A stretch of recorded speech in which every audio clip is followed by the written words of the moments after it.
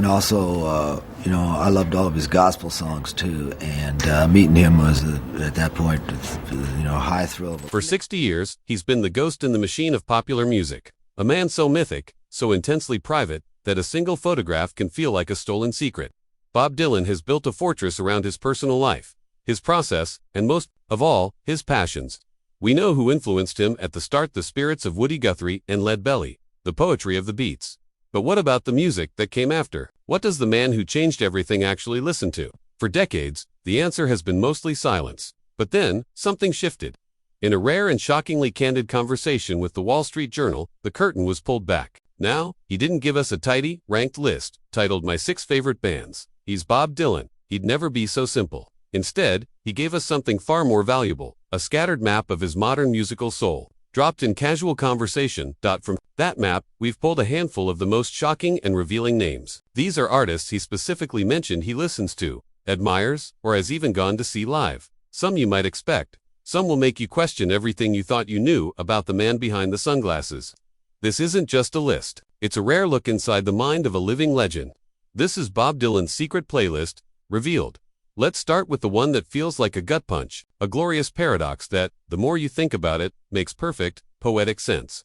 The first name on our list, a band that Bob Dylan himself confirmed he's seen live not once, but twice, is Metallica. Take a second. Let that sink in. The gentle poet of Blowin' in the Wind, the folk prophet of peace and acoustic truth, is a fan of the thunderous, world-crushing behemoth of thrash metal. On the surface, it seems impossible. It's like finding out a reclusive monk secretly enjoys monster truck rallies. But this is Bob Dylan, and with him, the surface is always a trick. In that landmark Wall Street Journal interview, Dylan casually dropped this cultural bombshell and just moved on, leaving us to connect the dots. And the dots lead somewhere fascinating. Think back to 1965 at the Newport Folk Festival. Dylan walks out with an electric guitar, and the purists call him Judas. They saw it as a betrayal. But really, it was Dylan grabbing for more power, for more volume, for a sound that could match the electric chaos of the world he saw. What is Metallica if not the ultimate evolution of that same impulse? They are the sound of thunder and rage. Think about a song like Master of Puppets. It's an 8.5-minute epic that tells a dark, allegorical story about control. Is that so different from the sprawling, 9-minute odyssey of Lady of the Lowlands? Musically, they're worlds apart.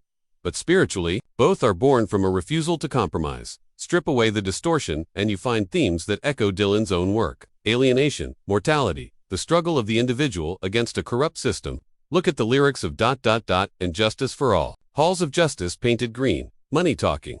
Power wolves beset your door. Hear them stalking. That's a snarl that wouldn't sound out of place on Dylan's album, Infidels. The fact that Dylan went to see them twice is key. He wasn't just curious, he was compelled. Perhaps in the blistering force of Metallica he saw a modern reflection of the same fire he tried to harness all those years ago when he plugged in and blew the world away. From the roaring arenas of Metallica, Dylan's taste pivots to the too cool for school, cigarette smoke-filled clubs of early 2000s New York.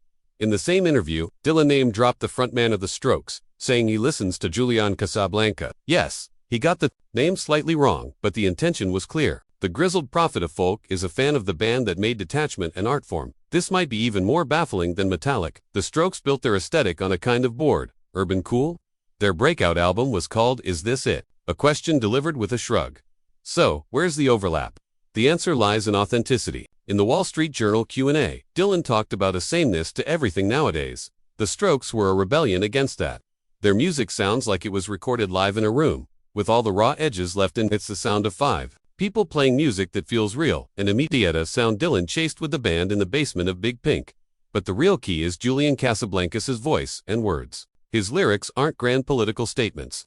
They are fragmented, impressionistic snapshots of being young and lost in a city.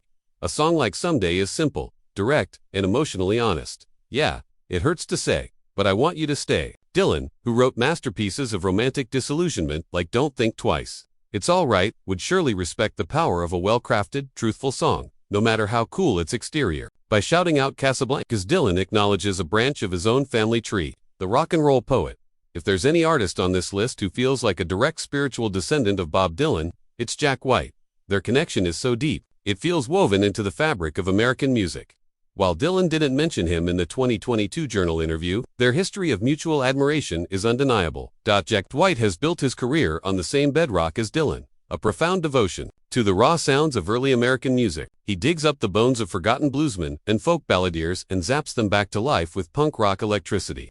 This is Dylan's lifelong creative process, absorbing the language of Woody Guthrie and the Carter family and filtering it through his own poetic vision. The respect is a two-way street. In the mid-2000s, word got out that Dylan and his band were sound-checking White Stripes songs. This led to a legendary moment in Detroit in 2004 when Dylan brought White on stage. But they didn't play a Dylan classic. In an incredible gesture, Dylan launched into a searing version of the White Stripes' own Ball and Biscuit. It was a symbolic passing of the torch, or maybe a recognition that they were both carrying the same flame. What earns this respect? Authenticity. Jack White is a fierce advocate for analog, cherishing the hiss and imperfections of tape. This echoes Dylan's own love for the powerful and miraculous sound of old vinyl. Both artists are fighting against the polished sameness of modern life. When Dylan gives a nod to an artist like White, he's not just complimenting them, he's checking in on a vital part of his own legacy. Here's another entry that seems to come from left field, linking the king of cryptic poetry with the kings of swaggering Brit. In his Wall Street Journal interview, Dylan gave a simple endorsement, saying he's a fan of the Oasis brothers. The immediate question is, why Oasis's lyrics aren't complex? They are anthems built for stadiums to shout along to.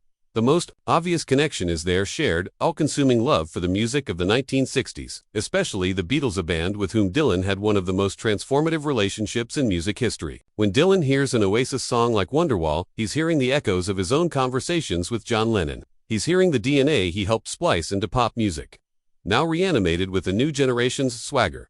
Then there's the power of the voice. Liam Gallagher isn't a technically perfect singer. He is, however, one of the most compelling rock vocalists of his era. His voice is a blunt instrument, a snarling, nasal tool that conveys arrogance and yearning all at once. Dylan, whose own voice has been debated for 60 years, has never cared about pretty singing. He cares about character, a voice that tells a story before the words even register. And what about the words? Noel Gallagher's lyrics possess their own kind of folk power. They are simple, direct, and speak to universal desires, the need to escape, the dream of a better life. Live Forever is a powerful statement of defiance. Supersonic is a blast of youthful confidence. These are modern folk songs, trading tales of dust bowls for stories of council, estates, and rock and roll super. Dylan recognizes the impulse. He's not praising them because they're his disciples. He's praising them because he hears something that resonates, a belief in melody, a respect for the past, and an understanding that sometimes the most profound thing you can say is something simple, shouted at the top of your lungs. Now we descend into the shadows. Of all the artists Dylan mentioned, the one whose artistic vision feels most aligned with the dark, mythic corners of Dylan's own work is the Australian shaman of sorrow, Nick Cave. In the Wall Street Journal interview, Dylan placed Cave in a very special category. He listed him alongside Leonard Cohen as a category-defying artist, someone with a feeling for words and language, and a vision that parallels mine. That parallel vision is everything. Both Dylan and Cave are master storytellers on a grand, almost biblical scale. They build worlds populated by saints and sinners, lovers and murderers. They share a fascination with the great, timeless themes: love, death, faith, and redemption. For Dylan, it's in the jokers and thieves of All Along the Watchtower. For Cave, it's in the gothic tales of murder ballads or the raw, prayer-like meditations on grief in Ghosteen. Their connection is one of profound, mutual respect. Cave has long admired Dylan, calling his song, I Threw It All Away, a work of unparalleled gorgeousness. Musically, both artists are restless innovators who draw from the same deep wells of tradition: the murder ballad, the gospel hymn, the blues stomp. They are also both, in their own ways, religious artists. Dylan's engagement with scripture is well known, and Cave constantly wrestles with God and faith in his music. They aren't preachers, they are seekers, using music to ask the biggest questions. When Dylan says Nick Cave's vision parallels his own, it's a profound acknowledgement. He's recognizing another artist brave enough to stare into the abyss and sing about what he sees there. And now, for the one that might truly change how you think about Bob Dylan. It's the most unexpected, the most modern, and maybe the most revealing choice of all. When asked by the Journal what he'd been listening to lately, Dylan's answer was short and stunning. I listen to all kinds of stuff. Wu-Tang Clan, Eminem, Ice-T, ... double quotes. This is the moment that stops you in your tracks. Bob Dylan, the voice of the 60s folk revival, is a fan of the crew that brought the ruckus. How is this possible? Because Bob Dylan has never cared about genre. He cares about words. While he praised Nick Cave for his feeling for words, he named Wu-Tang as something he actively listens to. If you connect those dots, it makes perfect sense. The 9 members of the clan are some of the most brilliant lyricists in music history. Each MC has a unique voice and flow. From the intricate poetry of G-Zay to the cinematic storytelling of Raekwon and Ghostface Killah. Listening to their album Asterisk Enter the Wu-Tang 36 Chambers. Asterisk is like listening to a group of beat poets trading verses.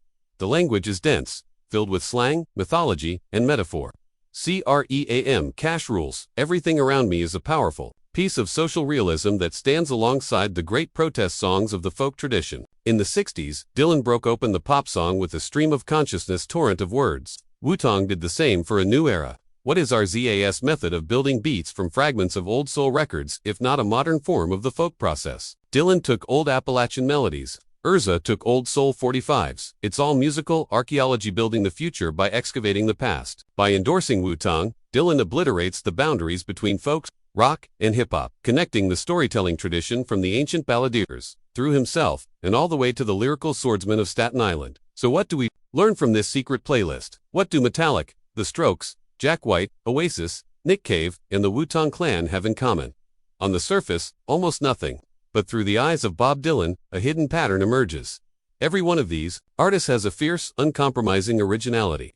They are all, in their own way, outsiders who built their own worlds. They are all deeply rooted in the traditions that came before them. But they use that tradition as raw material to forge something new. And most importantly, they are all masters of their craft. From the brutal poetry of Metallica to the lyrical acrobatics of the Wu-Tang Clan, they all have a vision. This list tells us that Bob Dylan is still doing what he's always done. He's listening for voices that tell the truth, for sounds that feel real, and for stories powerful enough to cut through the noise.